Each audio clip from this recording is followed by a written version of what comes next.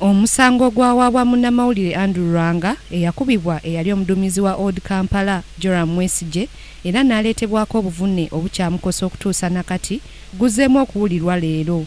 Wabula ekyewuunyisa, Joram Mwesigye yeegaanye emisango gyonna esatu egimuvunaanibwa omuli okutuusaako munnamawulire obulabe, okwonoona kamera 2 n'ekigendererwa, ebintu byagambye nti si bituufu.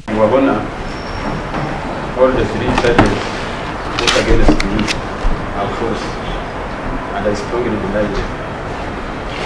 Mwesigye ategeezezza kkooti ng'ennaku z'omwezi 12 January 2015 yaweebwa ebiragiro mukama we Wesley Nganizi okulinnya eggere mu kwekalakasa kw'abavubuka ba Jobless Brotherhood baleme kutuuka ku City Square era yali tasobola kwawula bannamawulire ku beekalakaasi. Of course they were shouting, calling people to join them, inciting, saying they want jobs, that they are, this time they must face off with Kaigura, and it was really very tough for us.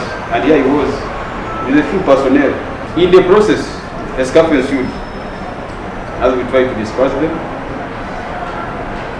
I was pushed and I fell down in the middle of the road.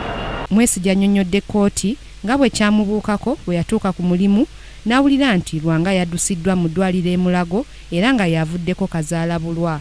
Mwesigye ategeezezza nti kaweefube ow'okuteesa ne Lwanga yagwa butaka anti ensonga zaateekebwamu ebyobufuzi n'enjawukana mu mawanga ate Lwanga n'agaana okuteeseza ddala ng'agamba okubwa kyamutuusaako obuvune ku bwongo n'ebitundu ebimu eby'omubiri.